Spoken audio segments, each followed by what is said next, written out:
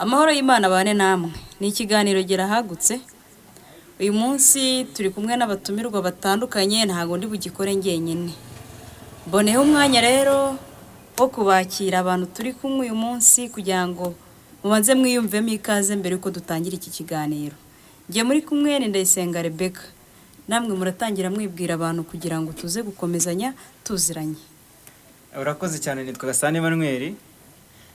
Ndi umugabo aba n'umukozi w'Imana. Imana Umukozi w'Imana.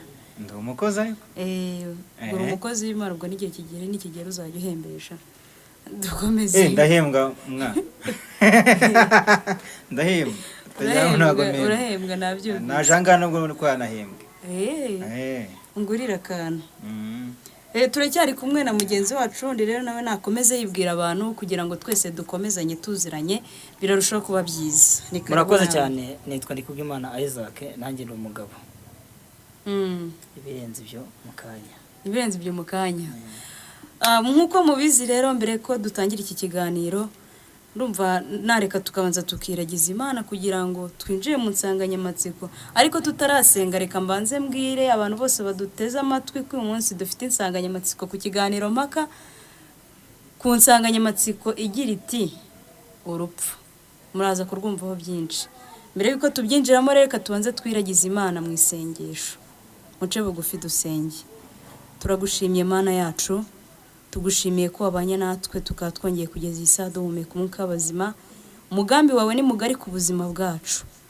Tuje kuganira kuri iyi nsanganyamatsiko y'urupfu kuko ari ryo herezo ry'umuntu, ariko twe tugushimiye ko uyu munsi tukibasha kuvuga. Igitumye tuzigamye no kugira ngo dutunganye ibyasigaye muri twe bitaragenda neza, kugira ngo misiyo yacu ninarangira ku isi tuzagende nta mugayo uturiho. Ubane natwe, uduhe ubwenge, udushyigikire, kandi umwuka wera aganze muri twebwe, mu izina rya Yesu, amen. Murakoze cyane rero, nk'uko twavuze ko insanganyamatsiko yacu ari urupfu, uyu munsi ndagira ngo muze kunyunganira. Maze iminsi nibaza ku kintu bita urupfu. Ese urupfu muruziho iki? Urupfu rero, urupfu ntabwo rworoshye. Uretse kwitsa umutima humura ntabwo ugiye gupfa. Shabyihorere. Hari rwajyanye zakagaruka. Hari muri aho uravuga ati nari mvuye kurusura, none ndumva nduhutse inshuti yanyu. Nta muntu w'inshuti n'urupfu. Ariko urupfu ni inshuti ya bose. Nibyo kintu nabonye kitagira ruswa, nicyo kintu nabonye kitagira ahakomeye n'ahoroheje. Mbese urupfu ni inshuti ya bose. Reka twakire Isaac agira icyo abitubwiraho. Isaac, ese tubwire, ndifuze ngiye ko munsobanurira. Ese urupfu bundi ni iki bwa mbere? Mubanze munsobanurire urupfu ni iki? Iyo tutangiye tuvuga ikintu ubundi dutangira dusobanura ese iki kintu turi kuvugaho ni igiki? Urupfu ni iki? Murakoze cyane. Urupfu narwita nk'igihano Imana yahaye abantu. Ariko urupfu rufite aho rwakomotse. Niturege igitabo cy'Itangiriro turasangamo uko ibintu byose Imana yagiye birema ku murongo. Ariko muri ibyo bintu byose yashyizemo, ishyiramo Adamu, izana Edeni, ishyira ngaho, ishyiramo n'ibiti, abwirwa kubirya.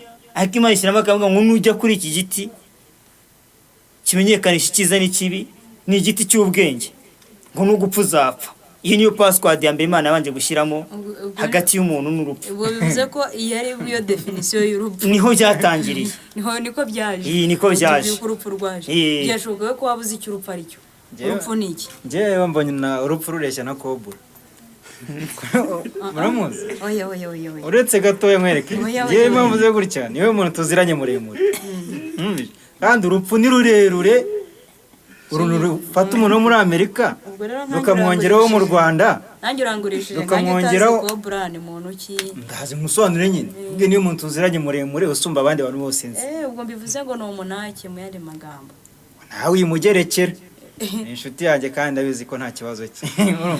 Nukuvuga ngo nubwo Imana bigaragaza ko Imana yabitanzeho nk'igihano. Kuri kiriya gihe abantu basa nkaho bakumvira Imana bigabanyutse muri bake bari ku isi, basa nkaho batangiye kwivumbura ku mategeko yayo bitewe n'amoshya ya Satani. mu by'ukuri Imana yarushyizeho kandi bari bafite amakuru y'uko no gupfa bazapfa nibaramuka bakiriyeho igiti bakirengaho barakirya. Ariko umuvandimwe yaravuze kiriya gihe Adamu niwe wabaye urufunguzo rwa byose byatugezeho muri iyi minsi. None rero mutima turasa nkaho turimo natwe dutera ikirenge mu cyabo, tuba tugomba gupfa kandi nawe uzapfa rebe. iherezo ry'ikintu Ko cyabayeho mbivuga cyose, sugahuma. iherezo ry'ikintu cyabayeho cyose ni urupfu. Ariko nanjye hari icyo numva ku rupfu. Mwe muri kubivuga ukagira ngo n'urwenya muri guteraho, ukagenda ukazana sitori wabonye ibunaka ukayishyiraho. Ariko ikintu nabonye, ubundi Imana ijya kurema umuntu ikamushyira ku isi, yari yaragennye ko umuntu azabaho by'iteka ryose. Umuntu aza Ariko ibyo ntabwo byanditse. umuntu aza gutandukira ku kintu Imana yamubwiye. Ubundi Imana irema Adamu na Eva ikabashyira mu ngobyi ya Edeni. Yabahaye ingobyi ya Edeni, yabwira ngo ibiti byose biri mu ngobyi ya Edeni bazabirye, ariko ibabuza igiti cy'ubwenge kimenyekanisha ikibi n'icyiza. Irababwira ngo umunsi mwariye kuri iki giti no gupfa muzagira gute? Muzapfa. Bivuze ngo ngiye uko numva urupfu, urupfu ni iherezo ry'ubuzima bw'umuntu, aho bwagiriyeho naho ubuzima bw'umuntu bwagiriyeho iherezo amaze gutandukira ku cy'Imana yamubwiye. Ubwo bivuze ngo urupfu rwaje ari igihano, kuko umuntu yaratandukiriye, yabwiwe ko naramuka ariye kuri cya giti Imana yamubujije no gupfa azapfa. Bivuze ngo urupfu rwazanywe no kutumvira. None se na mbere yuko akirya urupfu rwariho nk'igihano? Urupfu ntabwo rwariho nk'igihano, kuko Imana yamubwiye ko umunsi yariye kiriya giti aribwo no gupfa azagira gute? Azapfa. Bivuge ko urupfu narwo rwaremwe umuntu amaze gucumura. Umuntu amaze gucumura nibwo urupfu rwahawe cyangwa ubura rwarakozwe. Oya ntabwo rwakozwe, iyo rukorwa ari kuzumva uruganda rwakozwe.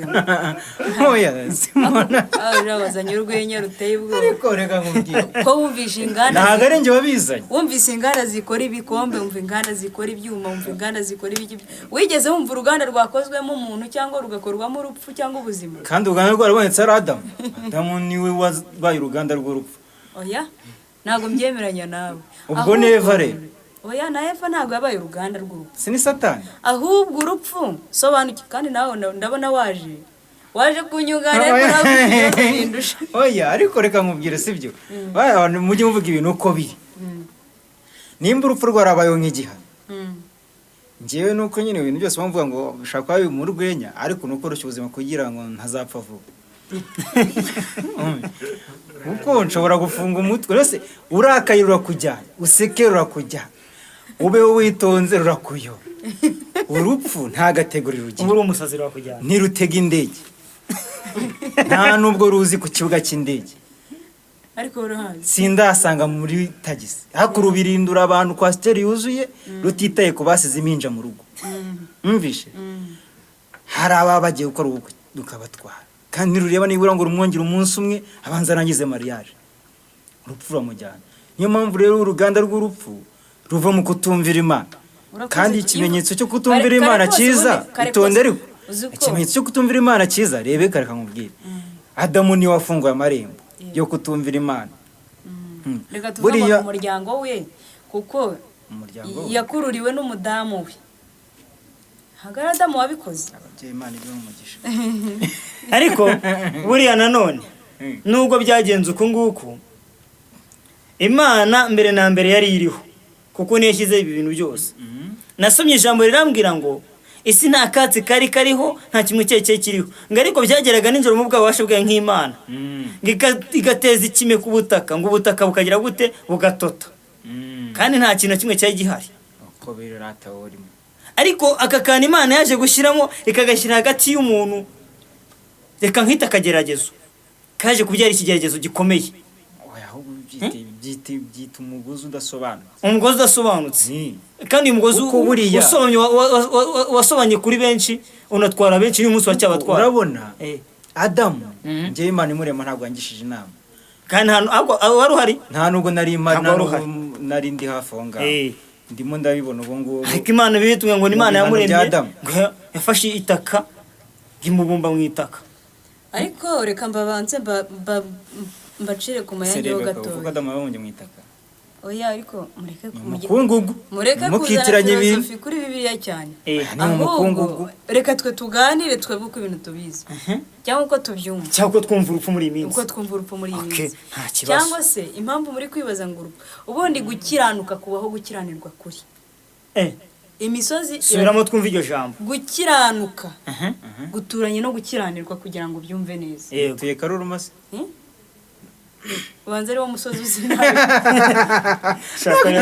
gukiranirwa no gukiranuka bituye ubundi imisozi iraturanye reka mbyite gutyo umusozi wo gukiranuka uturanye n'uwo gukiranirwa ugeragerezwa kuba gukiranirwa kugira ngo ugaragaze gukiranuka muri wowe niyo mpamvu hatari ikigeragezo wageragezwa n'iki ugeragezwa cyangwa se utsinda ikigeragezo kuko wabanye n'iki n'ikigeragezo bivuze ngo kuba abarabaga mu ngobyi ya Edeni bakaba harimo ibiti byose bemerewe kurya hakabamo n'igiti kimwe batemerewe icyo nicyo cyagombaga kugaragaza gukiranuka hagati yabo ndetse n'Imana ariko Satani n'ubundi bivuze ngo aduhora hafi ashaka uwo yagira gute yasubiza mu cyaha kugira ngo amuteze umubano mubi hagati ye n'Imana ariko hari ikintu ngiye ntari kumva neza ndajya mumfashe gucyumva sibyo yego kuko turebye ibintu nta bintu biba bitunguye Imana Imana ntitungurwa Adamu na Eva n'Imana gahunda bari bafitanye buriya hari gahunda ziba zimeze nka operasiyo kumvisha hari akantu kari karimo kuko Imana ijye kurema Adamu yamuremye nk'uko ibishaka kuko nta muntu wayifashije ngo ibe yaratumye umuyedesima umvishe ngo agende azane ferabeto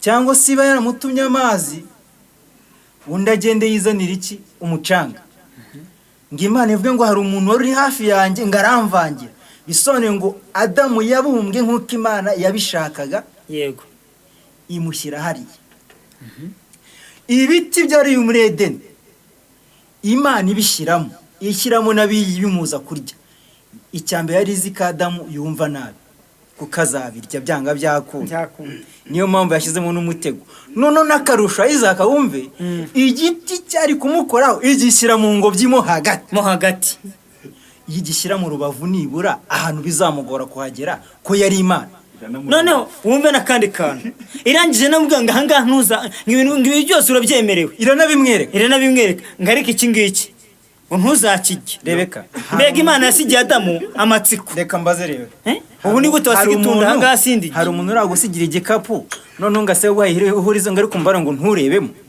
ngo harimo miliyoni ati ndakwinginze ntupfundure kino gikapu nyuma y'isaha ndagaruka rebe ibyo byakubaho ariko ngewe sinzi nimba muri gukompeta n'Imana nimba umunsi mwaje ariko munyamakuru tubwire neza mu kiganiro gerahagutse ni ikiganiro hagutse wadutumiyemo ariko iki kiganiro gerahagutse ni ukwaguka mu bumenyi mu bwenge no mu bindi n'abari n'abaduteze amatwi kugira ngo nabo tujye impaka kuri ibi bintu cyangwa se ibintu by'Imana ntibigirwaho impaka kubi biranasobanutse ariko uru rupfu Imana yashyize hagati yayo na Adamu imugeresheje kiriya giti ubu wensi zitunda ahangaho uzi neza ko ari itunda ntabwo ngo nturikoreho ntabwo wagira amatsiko yo kurikoraho warikora ikagukoraho nawe nge ntabwo nakoraho nese bura Adamu ushatse kumwita umwere se ahubwo nge ndi kwibaza nge ndumva hano hagiye kuba mu rukiko ahantu tugiye gutanga ibirego byo kurega Imana ahari hoya ese ko nta muntu abasha kwita muri yombi ahubwo n'uyinteze ahubwo reka mbagire inama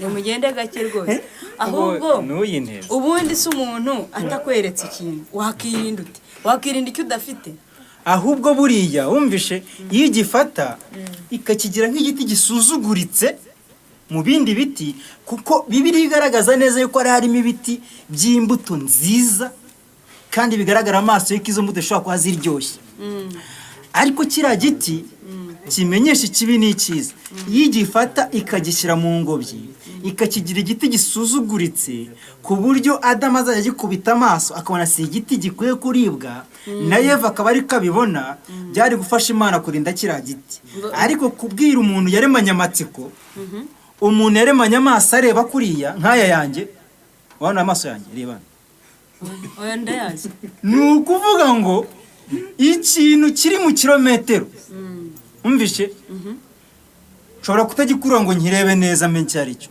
ariko nimba ari ishyamba ndaribona ko ari ishyamba nimba ari uruvunganzoka rw'abantu ndarubona ariko noneho umva kandi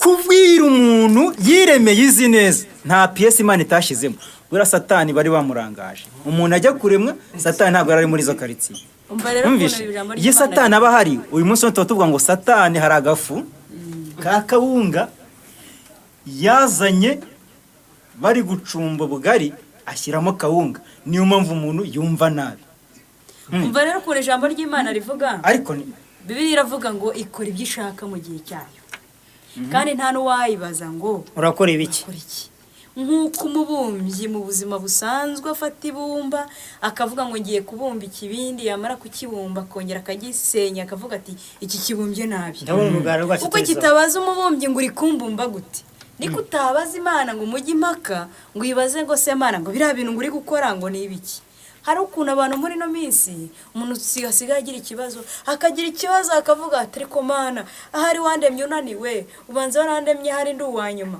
oya ntago ariko umuntu avuga ahubwo hari igihe muri iyi minsi umuntu acyura ngo ngundi wowe wagira ngo imana yatanze uburebure wari wagiye hehe none se reka nkubaza imana uko yaremye Nowa niko yaremye Gahini buriya reka nkubwire ese bararemwe cyangwa barabyawe abo barabyawe bashake babyaye cyangwa bararemwe sinari impari ariko uko bari bose bari abantu ko babyawe bose babyawe kimwe ahubwo imitekerereze n'imikorere yabo ntiyabaye bimwe kandi burozi bafunze ziva ku Mana ni ukuvuga ngo oya banza buriya bugome umvishe nimba umwe banza ufungure burozo mu mutwe oya ngenda fungutse niyo mpamvu ubona buri gihe mba ndi tayari umvishe utabesha abantu ngo ndafunze umvishe ngenda fungutse pe naga ndi nkazangufu izo umva neza rero uri kumva buriya ntago imana yafungishije abantu buro nk'izo ubona bakora mu nganda bafungisha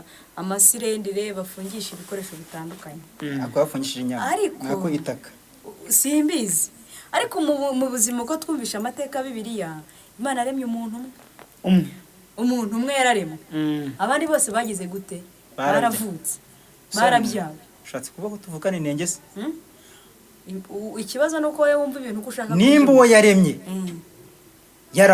yarayinaniye njyewe wabyawe biransaba kwigengeserera oya nta nubwo disi uwo yaremye yamunaniye ahubwo Adamu se yiremeye n'amaboko yayo none se hano njye nkabyarwa na Nuza wo kwa Nuza reka tubanze reka dusaba Isaac atubwire icyo ijambo ry'Imana ryabivuzeho utazi uyu munsi kutubwira ukatubwira ibintu wakuye mu mutwe oya ariko ni ijambo cyangwa se abantu bagenda gutababonye utuntu kaza kutubwira n'umuntu wabatijwe uyu munsi ese ijambo ry'Imana kazi inkuru za Adamu na Eva ijambo ry'Imana ryabivuzeho ni iki kugira ngo abari byo tunagendera tubashe kugendera mu murongo w'ibyanditswe tutaza kuzana ibintu twakuye iwacu bamwe dutetse abandi tutembera bikaza kuba ibindi bintu ubwo turahera kuri Adamu turahera hehe turashaka weho kutubwira icyo turi ku ngingo ni ingingo y'urupfu n'ingingo y'urupfu ese Bibiliya bivuga iki rero iyi ngingo y'urupfu Adamu ntago ari wowe yizanye ahubwo yaje imugeraho yazanywe nandi iyi ngingo y'urupfu ni nko kuntu wabaga uri mu cyapa yego uteze bisi ntumvishe ugiye kwigendera yego hagahita haza moto ikagwara ifuti Adamu yari ahari yiteguye kwiberaho neza umugore sheriwe akamvuga sheriwe ndekuvuga mukoresha imvugo ziri muri Bibiliya yitwaga ndi hajye ubwo ni muza kuzana sheri mutuma bo bavuga ngo sheri zishiririza umugore wa Adamu yitwaga Eva kandi sheri wa Adamu yitwaga Eva nimba nawe ari sheri wawe wihangane mwivuga sheri mutaza gutuma abantu bavuga ngo sheri zishiririza amenyo oya mwebwe muvuga ibyanditswe uko bivuga reka tuvuge ibyanditswe uko bimeze rero Adamu yaragize gute Imana yamukuye mu mukungugu ariko mu kumukura mu mukungugu Imana ngo iritegereze muri bwa Mana bwayo nyine wahoze uvuga nyine iki ngo ntiwayibaza ngo urakora ibiki ngibone bidakwiye ngo kaba wenyine kumva none ibonye kidakwiye kuba wenyine ahanga mwitangiriro ibice byaho ibice bibiri umurongo wa 18 natubwanga Imana irema Eva eva yararemwe Eva yararemwe. niko ijambo ry'Imana rivuze eva yararemwe yararemwe niko umutwe w'amagambo ahangaha ugize gute uvuga none umva umurongo wa 18 kandi nanjye nari nayobeje abantu ngo umuntu waremwe ni umuntu ariko nabo ni umuntu umwe ntabwo ari erega ni umuntu nawe uri umuntu oya bivuze ngo Adamu na Eva ni umuntu igisono cy'umuntu ni ukwibeshya ni ukwibeshya ibyo ni ibintu namaze kwibonera nimba utibeshya umenye ko utuzuye ese utibeshya ubwo ni urumva ari wowe hambere reka dusome ijambo ry'Imana reka twubahe ijambo ry'Imana umurongo wa 18 atubwira ngo kandi Uwiteka Imana iravuga iti si byiza ko uyu muntu aba wenyine reka muremere umufasha umukwiriye Uwiteka Imana irema mu butaka amatungo yose n'inyamaswa zo mu ishyamba zose n'inyoni n'ibisiga byo mu kirere byose ibizanira uwo muntu ngo imenye uko abyita kandi uko uwo muntu yise ikintu cyose gifite ubugingo aba ari ryo riba izina ryacyo uwo muntu yita amatungo yose n'inyoni n'ibisiga byo mu kirere n'inyamaswa zo mu ishyamba zose ariko umufasha umukwiriye yari ataraboneka ariko ubyumva ibi byose byabayeho umufasha umukwiriye yari ataraboneka umufasha wari ukwiriye uyu muntu ninde ni Adamu yego Eva yari ataraboneka mutitiranye ibintu ni ukuvuga ngo ngewe mu nyumve neza yego ahangaha Imana yahaye Adamu akazi kose imuha byose imushyira mu isi mu ngobyi ya Edeni mo hagati katikati noneho amaze kwita ibyo bintu byose amazina nk'uko ijambo ritubwiye ngo umufashe umukwe yatarajya gute ataraboneka urumva Eva yarahari aha ntabwo yari akazi Eva yarahari ntabwo yari akazi ahubwo ko ari ukuntu nyine bijya bigenda reka dukomeze twumve none uko byagenze umurongo wa 21 twibutse abadukurikiye ko ari itangira ibice bibiri twahera ku murongo wa 18 tugeze ku murongo wa 21 Uwiteka Imana isinziriza uwo muntu ubuticura arasinzira imukuramo urubavu Uwiteka Imana yakuye muri uwo muntu iruhindura umugore imushyira uwo muntu aravuga ati uyu ni igufwa ryo mu magufwa yanjye nakara ko mu mara yanjye azitwa umugore kuko yakuwe mu mugabo niyo nabonekeye ahangaha ntabwo tugiye gusezeranya abantu ngo tuvuge ngo gutya na gutya ariko tubonye yuko Eva yakuwe muri Adamu bivuze noneho hari icyo numvise yahinduwe mu igufwa yahinduwe reka si guhindurwa reka uko mubyumvise nta kintu ndi burenzeho noneho rero ahubwo ikintu turi gushaka kujya kujyana ingingo y'urupfu ikibazo cyabaye kwa Eva ni uko Imana yahaye amategeko n'amabwiriza Adamu hari Eva ataraza hanyuma wenda Eva akaba yarabisuzuguye kuko yabibwiwe burampamya ko Adamu yabimwakirije reka ngufashe gatoya buriya amategeko n'amabwiriza sibyo nubundi araza kubisoza neza reka mufasha n'undi araza kubigaruka arimo arabyumva noneho reka noneho buriya amategeko n'amabwiriza badusaba kuyakurikiza iteka ariko ntabwo bijya bikurikizwa reba kumva nabi kwahoze mu muntu kuva na kera na mbere hose ndaguha urugero rwa Sawuli na Samweli Imana ibwira Samweli iti genda ubwire Sawuli agenda arimbura abameleki Sawuli niwe wumvishe nabi Samweli niwe wumvishe noneho Sawuli yarabyumvise nkuko avuga ngo Rebeka genda urimbura abameleki urabyumva no kuvuga Samweli nk'umuhanuzi yabaga afite amakuru Sawuli nk'umutumwa w'umwami Imana yatukoreshaga uko ruhagarariye rubanda we yagombaga gutumwa n'Imana misiyo Imana ikanyuza mu muhanuzi akayishyira Imana yabwiye Samweli abwira Sawuli ninde wisha amategeko n'amabwiriza reka rero nkubwiye umuntu wisha amategeko yembwe ngo ugende urimbura abameleki nta n'umusizi Sawuli agezeyo arebye umukobwa mwiza waho n'amatungo ashishe ati jye ibintu ntabwo nabyita abwira abagaragu ati yemwe sha ibi ni mubikire hariya ndetse kure n'abaja ndetse kure n'ibiki byose n'inka nziza z'imishishe n'intama n'ihene byose abikurayo ikirenzeho yizaniye n'umwami wawe witwaga Agagi amaze kubituranya yazanye n'umwami wabyo gusa igihugu ntiyaracimuye kandi yabwiwe kujya kugira gute kukirimbura.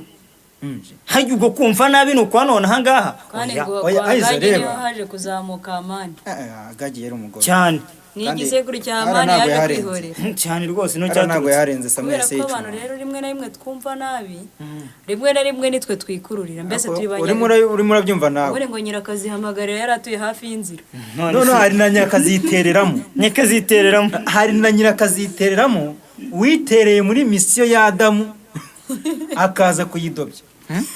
rero tugiye wenda ku nsanganyamatsiko twariho Yego. nyamara ibi bintu biragoye Uyu mpamvu ibintu bigoye iki gihe kimajije kuzaho ikintu nabonye cyo Ibintu birasobanutse ahubwo. urupfu ikintu ugomba kubanza kumenya ko urupfu ni kontara y'umuntu noneho kuri ubu ngubu. Ariko amasezerano Nuvuga yakozwe ngo nande igihe- ni kontara. Amasezerano yakozwe nande yakozwe n'icyaha ntago nari mpari. Ni ukuvuga ngo aya masezerano y'urupfu bayasinya Adamu na Eva n'Imana ngiye mwene Petero sinari mpari. Umvishe Wenda Petero ariko yari- ngomba kurusogongeraho kuko mbarurirwa muri uwo muryango uriya mugabo wasinyara Yandi amasezerano. magambo nimba taruhari ni bene wanyu bari bahari Umugani wa cyakirura n'umwana w'intama ati nubwo atari wowe yatobye Ni bene wanyu. ariko urasara bene banyu bayatobye ni bene banyu bayatobye. Umvishe oya buriya uzi si impamvu sinihakana Adamu na ntuzamu ariko tugeze no mu rukiko umva na Dawidi ukuntu yavuze ntabwo Dawidi nyandaza umva se, Dawidi Sawuli amaze gupfa na Yonatani ngo yaravuze ngo nta wasigaye wo mu muryango wa Sawuli ngo mugirire neza Ku bwa Yonatani. ku bwa Yonatani bivuze ngo ikintu cyakozwe na bene wanyu na bene wacu gishobora kudukiza batagihari cyangwa cyangwa kikatwica batagihari. batagihari bivuze rero ngo urupfu rwabaye inkomoko rugenda rukomera uhereye ahantu Kayini yiciye Abeli. Kayini amaze kwica Abeli ubutaka bwahise bugira gute buvumwa. Nibuka yuko ku mwana Ariko biva hehe? umwuzukuru ku mwana wo kwa Nowa kwa Nowa Nowa avuka ngo baravuze ngo uyu mwana azavumura azadukiza umuvumo w'ubutaka bwavumwe siko bavuze Nowa avuka uyu mwana uvutse azagira umumaro wo kuvumura ubutaka bwagize gute mwene magambo umwana w'umugisha muri icyo gihe yaragize gute yaravutse umwana ufitiwe amakuru yaravutse. Ariko reka dusome iryo jambo neza rya Nowa. Ndumva turaza kurisanga mu gitabo cy'itangira ibice 5 duhereye ku murongo waho wa 26. Yego 26 kujya tuze kunyuma turamanuka gatoya. Amaze kubyara Lameki 23 avuga ngo amaze kubyara Lameki Metusela arongera amara imyaka 772 yari ayibyaramo abahungu n'abakobwa. Iminsi yose Metusela yaramye ni imyaka 969. Yego 28. Lameki amaze imyaka 182 avutse abyara umuhungu amwita Nowa ari wavugagaho. Ubwo Lameki ni we se wa Nowa. Nowa ni umwuzukuru wa Metusela. Yego. Abyara umuhungu amwita Nowa ati uyu azatumara umubabaro w'umurimo wacu n'umuruho w'amaboko yacu. Yego n'umuruho w'amaboko yacu ava mu butaka Uwiteka yize gute yavumye. Urumva ni isezerano rikomeye tuge kuko uyu mugabo Nowa gatoya ubutaka bwavumwe uhereye Kayini yica Abeli. Ubwo ku butaka hahise habaho umuvumo w'amaraso urupfu ntirwinjiye urupfu rwatangiye hanyuma Imana yahise ibwira Adamu na Eva ngo ni iki kitumye mwumva imirindi yanjye mukajya kwihisha. Yego Adamu ati ngewe ati numvise imirindi yawe ndiruka ati ubwo ntiwareye kuri cya giti nakubujije ati reka ako reka mubaze gato rebe ukiro ngaho uwimana bura yaje itazi ko kiriya giti bakiriye mujye muvugisha ukuri ariko se reka filozofi oya nta bya filozofi kuko n'Imana iterekwa irirebera sibyo oya ubundi reka bura kiriya giti ntabwo Imana yaje ifite amakuru yuko Imana ntabwo yanga kucumura ahubwo hariya password yabuzemo no gusaba imbabazi none yarije ngo basabe imbabazi buri Adamu yahita yirukanka agasanganira Imana akayibwira ati nyakuba nagucumuyeho cya giti nakiriyeho cya giti wambwiye nabirenze nge nubwo nari impari gira gute nubwo nari impari nkurikije umujinya Imana yazanye uriya munsi hari umujinya wasomyemo uretse gato mwereka umujinya wari uzingiye umva aho ntabwo ndibugushyigikira uretse gato nanjye ntabwo nagusuye kushyigikira ariko ntushyigikire ndirwanaho reka maze nkubwire uko ijambo ryavuze rero ubanze ubitega amatwi widefane wamaze kumva byose umva ko ijambo ritubwira hano rero ayiza uretse mvuge muretse mvuge mwumasoma amagambo yose mukanancanga ni ukuvuga ngo Imana irimo irabwira Adamu ibyo azitondera n'igiteka atazakirya nubwo Eva atarahari Eva amaze kuza Adamu amuhaye amakuru yego kira uriya munsi Imana yahise imwereka ko bitanditse reka dusipoze ko Eva yahawe amakuru y'ibyabaye byose yarayazi kuko yabwiye Satani se yakuye he ubwo yarayazi sinzi wayamubwiye ntabwo Bibiriya yagaragaje avuga ko umugabo we guhabwa amakuru nk'uko umukobwa yinjira mu muryango wanyu ukahita umubwira ati mu muryango wacu ibi n'ibi birazi ariyo masenge urwana ibi n'ibi birazi ujye umugendera kure yego ni ukuvuga ngo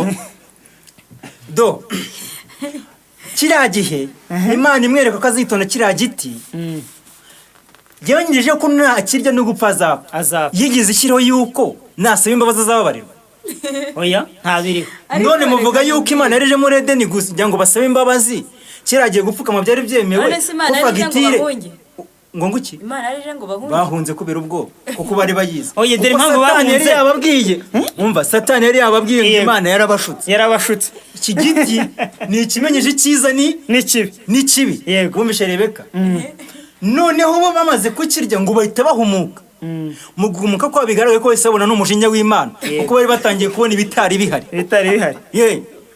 yahise areba umugore abona yambaye ubusa toka Satani umugore akubise amaso ku ngati ati ntabwo byari bizi ibyo wari ubifite icyiza n'ikiba kibonye biganira umunsi bahise batangiye kumva n'amajwi babwira ibindi bintu kuko bari bagize gute bahumutse bivuze ngo icyaha kiraryana kirahumura kandi icyaha iyo Satani amaze kuguhugura ahita kumvisha n'ijwi nyaryo wagombaga kumva hanyuma y'ingaruka z'icyaha yego ingaruka z'icyaha ziraryana kurusha icyaha oya icyaha zo nibura cyajyana icyaha kiraryoha ariko ingaruka zahari nicyo zirasharira none se ujya kwiba we wishimiye muri we harimo umunezero ko igitoki cya rubanda utemye uzagira gute uzakirya yego wamara kugitema kitarana kugera mu biganza bagahita bagukurura bakakuniga bivuze ngo ako kanya uri kumva umubabaro ntabwo wariye amafaranga y'icya gitoki niba uzakigurisha simbizi niba uzanagitema ariko ntabwo namwe n'ibikitanywa ariko noneho ntabwo Adamu na Eva ngewe ntabwo bigeze biba kiriya giti mutabita abajura bari abantu n'abantu bazima turi kuvuga n'urugero reba muri iyi si dutuyemo banki ntibazubaka inzu zazo kuko harimo iki ubutunzi yego bakazizitira neza bakazikorotira bakazirinda bagashyiraho n'abasekirite kiriya giti Imana yari yakirangaje nta rembo na rimwe ryari rifunze rigana kuri kiriya giti umvishe bigaragara yuko kukirya nubwo harimo igihano hari n'uburenganzira bwabo urakoze cyane ariko ubundi uzi icyo bita kurenga inzira sara umunsi umuntu atayirenga ubundi rero dore kuntu ese wagira mu nzu utarenze inzira ako kantu bakavuga ukagira ngo ni akantu k'ubumara keza urumva ubundi kurenga inzira ni ukurenga inzira nyine ubundi aka kantu bita kurenga inzira hano kavuye nkababwire tubone twakomeza katubwire gatoya ubundi ngo urwuri rw'umwami rwari ruturanye n'urw'umukene hanyuma umukene akagira inka nkeya hanyuma izo nka z'umukene zaryaga duke mu rwuri rw'umwami ubwatsi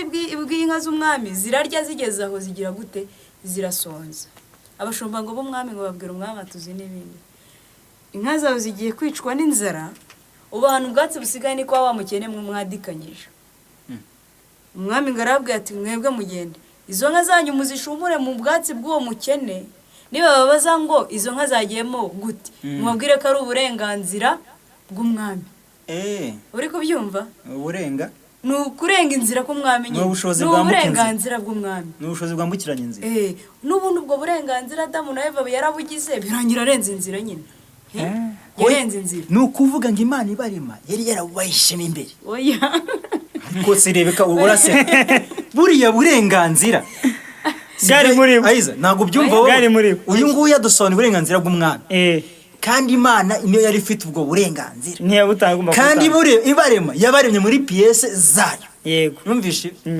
ntago Satani yigeze azana uburenganzira oya icyo yakoze ko ari ukubahumura bakareba bakirebera ariko icyo dushimira Imana ni kimwe barenze inzira reka tuvuge baranayirenze ariko uzi uko bayirenze bakarya ibyo babujijwe ariko nanone nubwo bavuze ngo ntago gusaba imbabazi byari birimo buriya kubura password yo gusaba imbabazi ni ubumara kubura imbabazi muri wowe gusaba imbabazi burya Bibiliya iravuga ngo ijambo ryiza ni mugenzi w'Imana siko bavuga ijambo ryiza mu migani siko bavuga buriya iyo Adamu aza kwicisha bugufi mpamya yuko imivumo yose yagiyeho ahari Imana ari kubigorora sinzi uko ari kubigenza n'inzoka yizi ikavuga ute natandukiriye Mana umbabarire ntabwo iba yari yaramubwiye ati nkizi inzigo hagati yawe reka rero nkwereke ariko kandi nanone mu rupfu ni naho Imana yakirije umuntu warubizi nabyo se zikura no mu rukiko isabye imbabazi bagabanya ibihano badakora ibihano barabigabanya ariko barabigabanya ntabwo abikura none se niba bari kuzagufunga burundu bakagushyiriraho imyaka 15 n'urugero ubwo nta kintu kibayeho 15 ryo te n'urugero nta uryama he se 15 hanye n'uwabariwe ese ko numva ufite ikibazo umva ngenda jya nkubwire ngo si iteka ryose burane mugakunda no gusaba n'imbabazi z'amafuti yanyu rimwe na rimwe atari bo nababarirwe sibyo nimba Imana yaragwaye gasopo gukina ni gasopo ngo ngiye kubyica ngo ngiye ngo nzasaba imbabazi kwa gatanu ngo tuzaterana ngo nsaba imbabazi icyo ni icyaha nkana bura rero iyo wagambiriye ikintu ukavuga ngo ngenza urugero ngewe papa Rave twaratunganye sibyo none ndumva uyu munsi aribwo mbyutse umujinya witekeye mu ruhande rumwe rw'umutwe ubu rero uyu munsi byanze bikunda turasopanye ubwo ibyo bintu uvuze wabiramukanye si wabiramukanye ubwo nubwo dukijijwe reka gakiza tube tukarambitse hasi tubanza turwane icyo ni icyaha nkana ahubwo icyaha kibabarirwa ni ikintu uguyemo wowe utari wagize gute watekereje bagambiriye ashatse ko abantu bari babiteguye se kurya imbuto bari bateguye byarabagwiririye reka twivugire ibyacu reka tugaruke ku ngingo yacu reka turebe uko uba utagambiriye ikintu ni nako kugisabira imbabazi byakorohera kandi ubwo igihano kitakurwaho Imana yakubabarira wenda ukirengera ingaruka zabyo ubundi Imana ibabarira ibyaha byose ukirengera ingaruka zabyo sibyo se ako ntekereza ko impamvu batabashije gusaba imbabazi nuko icyo kintu cy'imbabazi ntahishurirwa bari bagifiteho ni ukuvuga ngo hari ikintu kiba gikomeye hari ikintu kiba kirakaze ibyo bintu byo gusaba imbabazi tubyihorere kuko ntawe uzi imbabazi z'Imana uko zingana hari igihe abantu bibeshya ngo ni ndende ushobora no gusanga zuzuye agakombe murakoze cyane reka kuko ntago abantu bose bababarira kimwe Sawuli yakoze ibintu Dawidi araza mu kuba kabiri mu bugome Imana ikajya yumvira Dawidi ngafite umutima ngo umeze nk'uko ishaka sinzi umutima ubamo imbere hagati y'imbavu n'inyama ugaturana n'ibihaha n'ibindi bintu byangamo imbere oya Dawidi yacaga bugufi agasaba imbabazi yamara gusaba imbabazi akemera icyaha cye Imana yamwereka uko ari agaca bugufi atitaye ku cyubahiro yagize gute afite ariko hari icyo nshimira Imana turi ku nsanganyamatsiko y'urupfu ndashimira Imana yuko nubwo umuntu yaguye mu rupfu Imana yarokoje umuntu urupfu arongera abaho yego kandi kubw'imbabazi z'Imana no mu rupfu tuzabaho reka rero mbabwire nshuti bene data Yesu Imana ngo yararebye imaje kurenga ibona umuntu amaze gucumura ibona Satani amaje kumufata bunyago irangije iravuga ati uyu muntu aguye mu rupfu naye namubwiye ko narenga ku kintu namubwiye azagira gute azapfa none nanjye ngiye gutanga umwana wanjye umwe sibyo ajya muri cya gihano narahaye iki Adamu agenda apfe ariko umuntu naremye agira iki Abeho. yongera abeho. hakureba reka nkubaze sibyo kiriya gihe tuvugisha ukuri njyewe reka njye nikuremo nshyiremo wowe Rebeka na Isaka sibyo Isaka abaye Adamu Rebeka izi saha reka mugire kirya gihe ni Kayiza karame iyo ubura Adamu wari gukora iki? kiriya gihe rero na Adamu yaravuze ngo ntagage ni umugore wagize gute wampaye ubwo bisunikiye kuri Eva Adamu aguteyeho ishoti ati byose ni wowe kiriya gihe yuba Eva njye mba narasabye imbabazi wari gusaba imbabazi ko nari kumenya ko ndi nyirakazihamagarira erega hari ikintu mwebwe mutazi imbabazi wa mugana w'umuvandimwe wacu aba bantu bari bafitanye urukundo n'Imana kuko Imana ngo yazaga kubasura ubundi se n'iryari handi ugize wumva Adamu yasabye imbabazi ku Mana nta nubwo byigeze bibaho ugize wumva Eva asaba imbabazi ubwo yishurirwa ry'imbabazi Gahini se we yarazisabye ko yaramaze kwica umuntu Gahini yaravuze ngo sinjye n'umurinzi w'umurumuna wanjye kiriya gihe abantu bari bafunze umutwe ntago abantu bafunze umutwe ubu ngubu gusa ntago bari bafunze ibintu byo gufunga umutwe byahozeho Ntago ari ugufunga umutwe. aho gumva twebwe impamvu tuwufungura ni ukubera Yesu none se murawufungura koko ndafungutse oya ndafungutse Oya, furu rwose.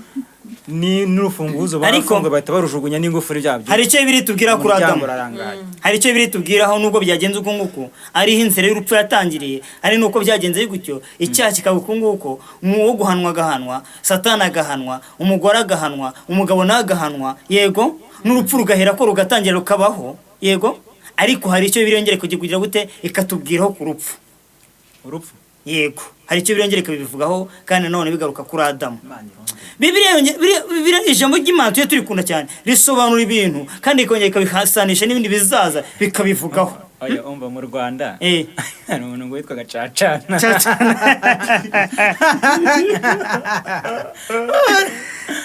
kurukanya urupfu byagenze bite tubwire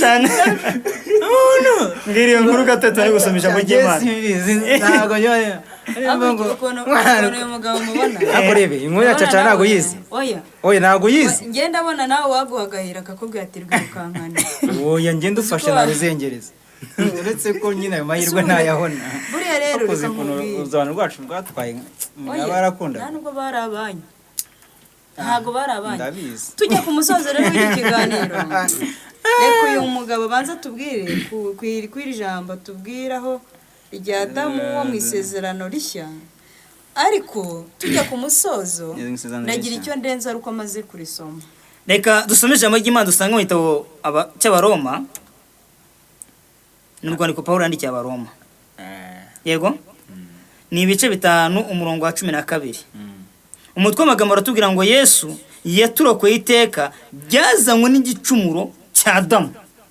subiramo umutwe w'amagambo aratubwira ngo Yesu yaturokoye iteka byazanywe n'igicumuro cyane cya Adamu ariyo mpamvu nababwira ngo twebwe abantu uyu munsi turafungutse ubwo Yesu turasaba ahabwa icyubahiro. Imana ishimwe ni ukuri ntabwo ari urumva bamufunguye ni Kristo uri muri Kristo nyine yaradufunguye kandi bariya Adamu yari yarabafunze oya Kristo ari muri mwe ari muri twebwe ari kandi muri ijambo twe rivuga nyine ngo niyo muri twebwe mpamvu n'abo ubona muri twe tworoshye natwe tuba muri we tusabe icyo dushaka azajya gute azakiduha Okay. Reka dusome ijambo ry'Imana umurongo wa 12 no tuye guhera kuko bimeze bityo nkuko ibyaha byazanywe mu isi n'umuntu umwe urupfu rukazanwa n'ibyaha muri kubyumva neza ntabwo urupfu rwakozeho rwazanywe n'iki n'ibyaha nta nubwo ari swap bakoze nta nta ugezeho ngo hariho impfe ebyiri yego ni rwa rundi rwo kuri Adamu rukiriho n'uyu munsi n'uyu munsi wa none nirwo rugihari nubwo nta modoka zabaga Nirwo rutwara sogokuru uyu munsi n'abandi rukaba bose. rutwara hoho Eh. igaca hejuru y'abantu cyane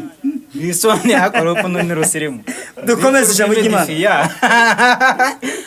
urupfu rukazanwa n'ibyaha n'ibyaha niko urupfu rugera ku bantu bose kuko bose bakoze iki ibyaha ntibasingira ubwiza bw'Imana 13 amategeko ataratangwa icyaha cyahozeho amategeko bimwe nabwiye ngo amategeko n'amabwiriza ubwo ngubwo umwana atangiriyeho bitari byata icyaha cyagize gute amategeko atari yatangwa Rebeka iri jambo ryumvishe amategeko atari yatangwa kandi amategeko yavuye hehe ku Mana Hona amategeko yaziye Imana itarayatanga urupfu rwari ruriho eso nyine amategeko aho nikanzemo icyaha cyahozeho yaje gukumira icyaha uri kumva aho niho utinyira icyaha cyahoze mu isi ariko ntawe ariko impano y'ubuntu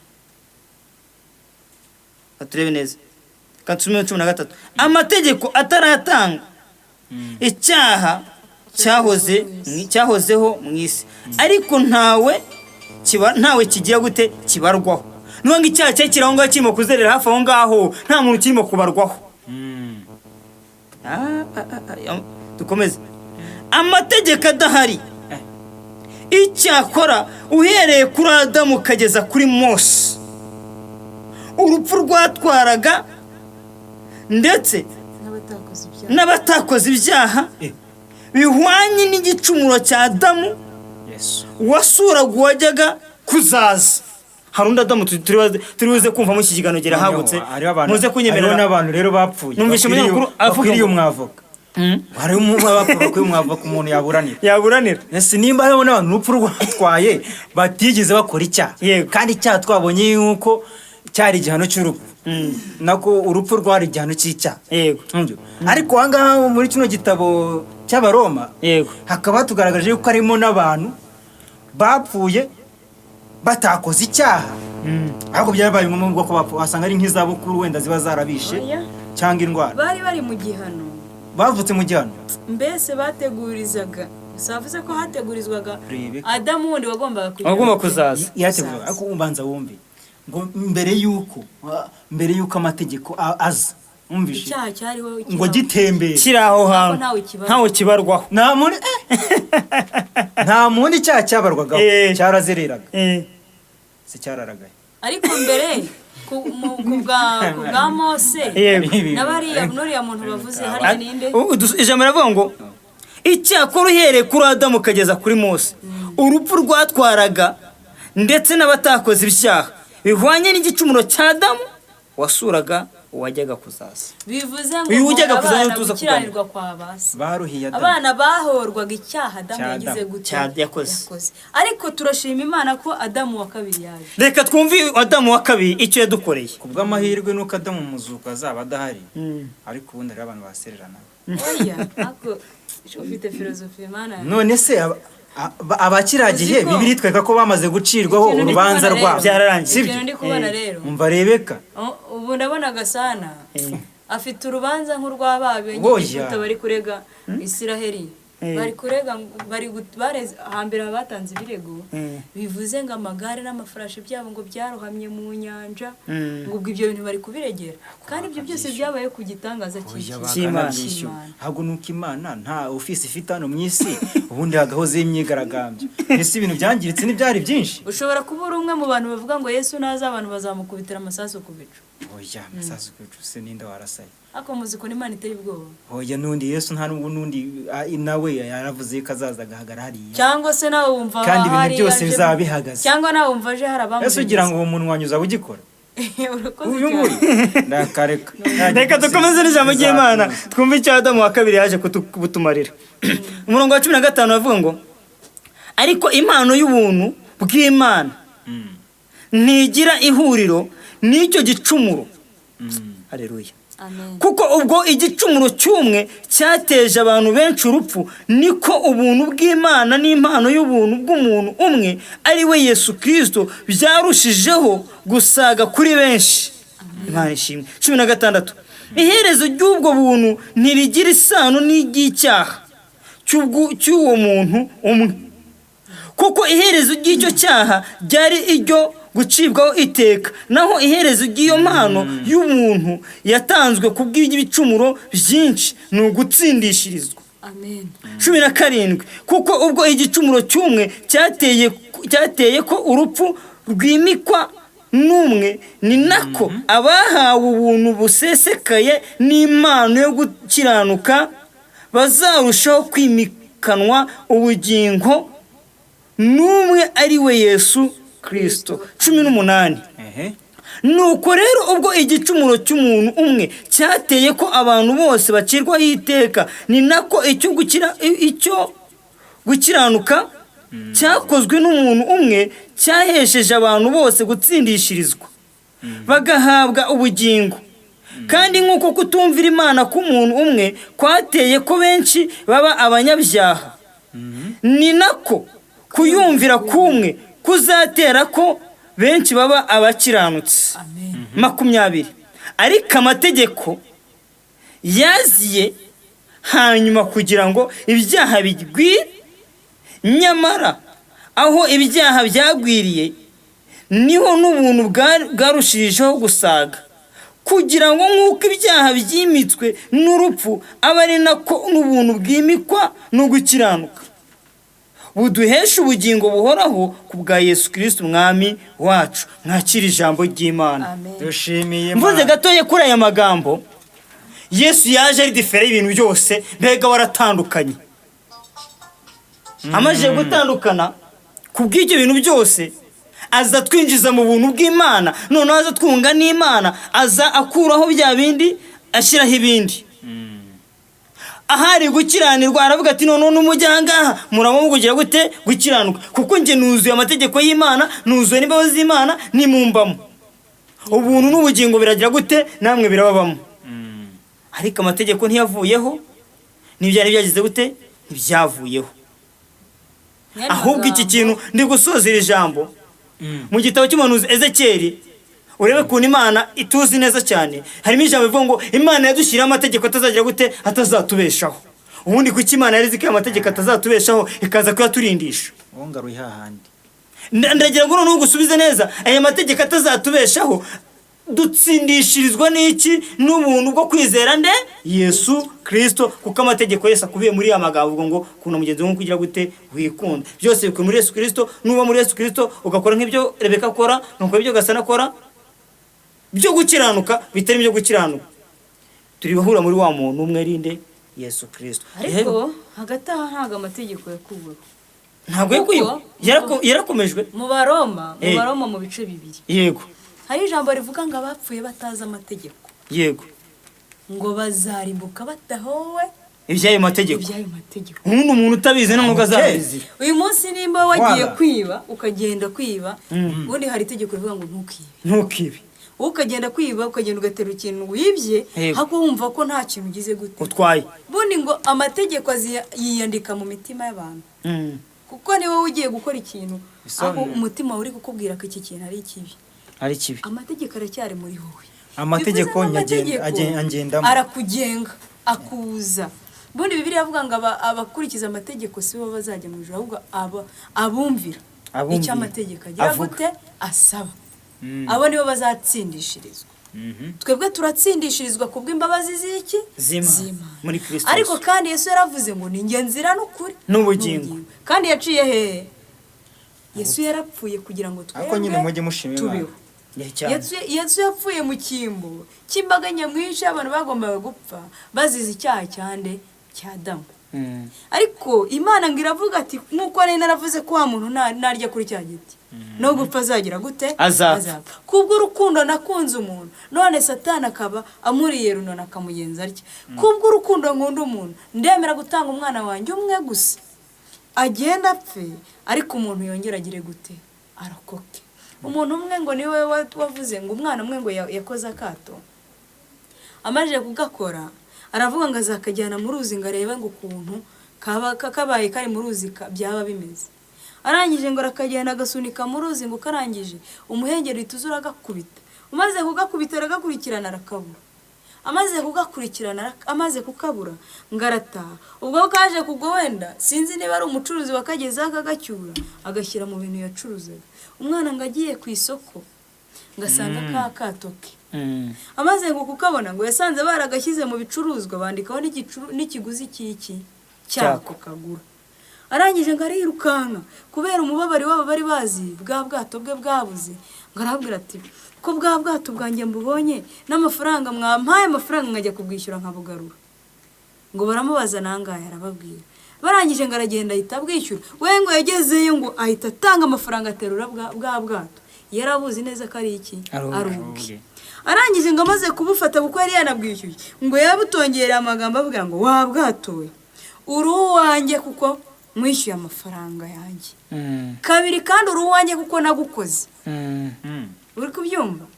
Bivuze ngo ni nako Kristo abona ko turabe kuko yatuguze iki igiciro cy'amaraso ye, kandi turabe kuko turi mu biremwa yaremye. Jambo riravuga ngo mbere na mbere hariho jambo yahoranye n'Imana, kandi mu byaremwe byose nta cyaremwe kitaremwe nawe. Bivuze ngo turaba Yesu kuko yaturemye. Kabiri turaba Yesu kuko yatumenyeho iki amaraso kugira. Reka nongera kandi gatoya. Reka nongera kandi kantu gatoya. Kuri iki kiganiro urupfu, ijambo tuwe ngo Yesu urupfu yarugize iki?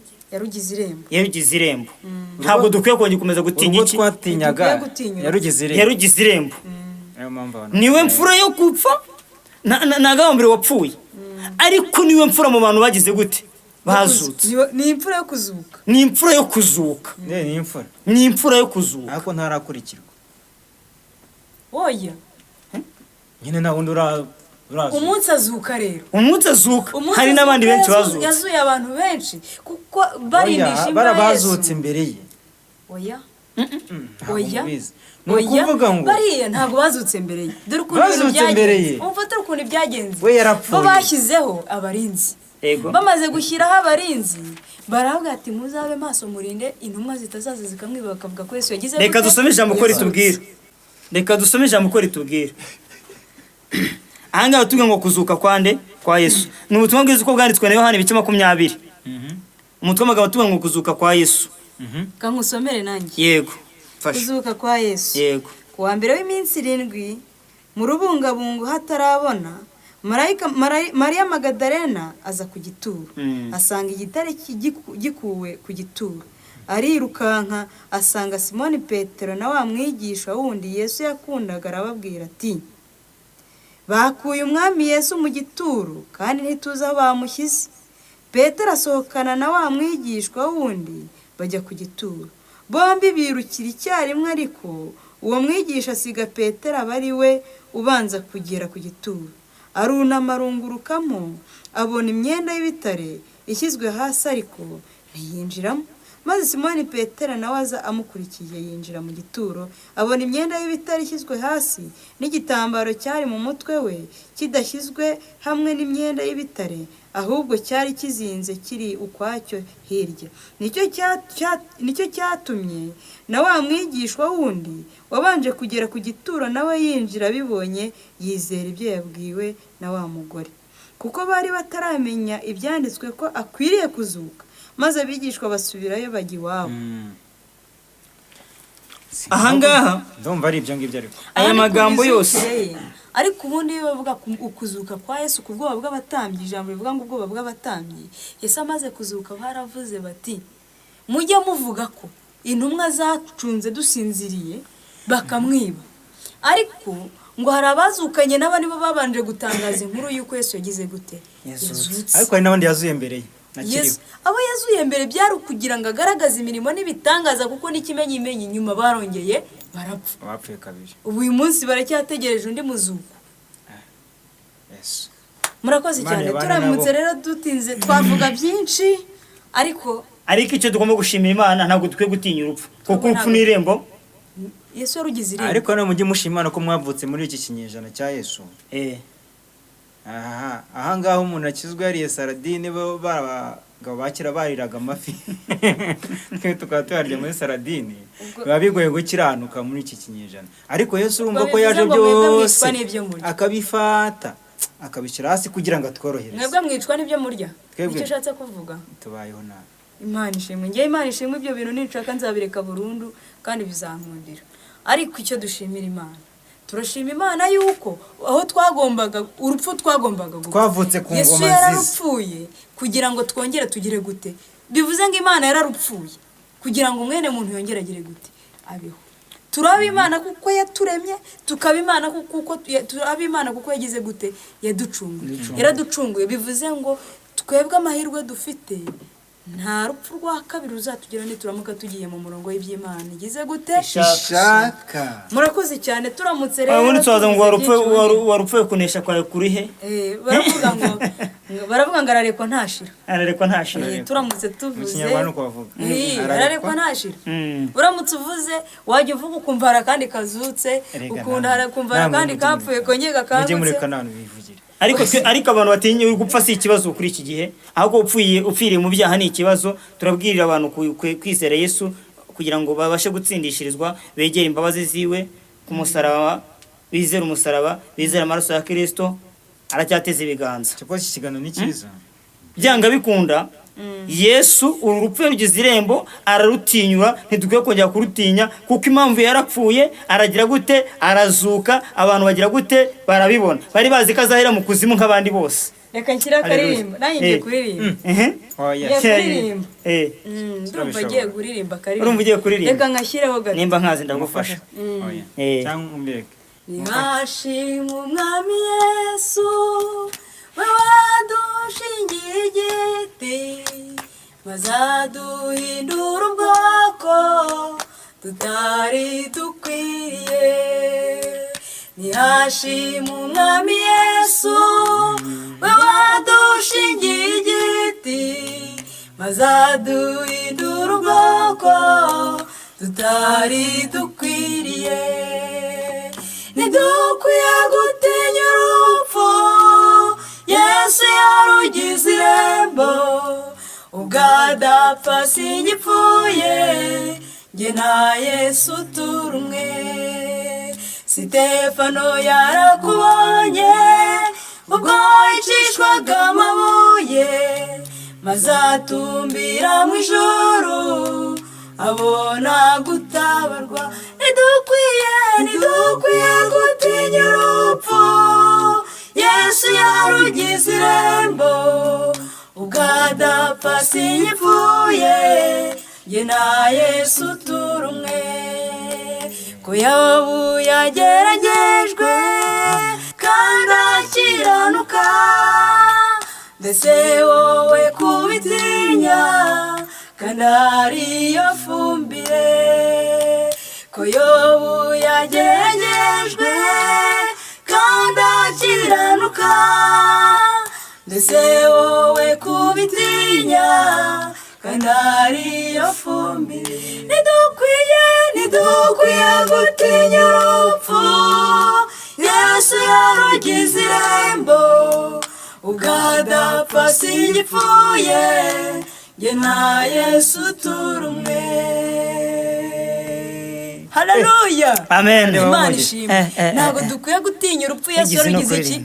Yarugize irembo. Ariko rero ufite impano nyinshi. Ese wowe kubitinya kandi ari ifumbire? Asundi ufite impano Watangiye zingahe? Oya uvuga- bantu usubize ikibazo cyanjye. Ufite impano zingahe? Impano mfite Imana irazizi. Hari n'izindi tutazi se? Hari n'izindi. Buri munsi Urajya ugaragaza utuntu utaza gutuma mvuga ubwa wa mugabo ati nibwo bwa mbere mbonye baza kumfatira mituweli. Ako ushobora kuba nawe utinya urupfu. Nubwo Kristo yarugize irembo ariko Reka nkubwire. Tubyihorere. Ntinya urupfu rwa kabiri. kwa kabiri. Imana yo mu ijuru ibyumva iri mu ijuru. Imana Ntinya urupfu izagusimbutsa. rwa kangahe? Rwa Rwa kabiri. Kuko Kristo aravuga ngo abazazuka mu muzuko wa mbere. Abo bafite amahirwe. Ariko hafite ibyago abazapfa urupfu rwa kangahe? Rwa kabiri. Rwa kabiri. Imana ishimwe turashimira Imana yuko yatanze umwana wayo kugira ngo twebwe tugire gute tubeho. Yarugize irembo. Yarugize Imana irembo Yesu. nk'uko twatangiye dusenga Hallelujah. reka dusoze dusenga dushimira Imana. Haleluya. Turacyagushima Mana ishobora byose. Urashimwa Yesu. Turacyagushimira ko wabanye natwe. Yego.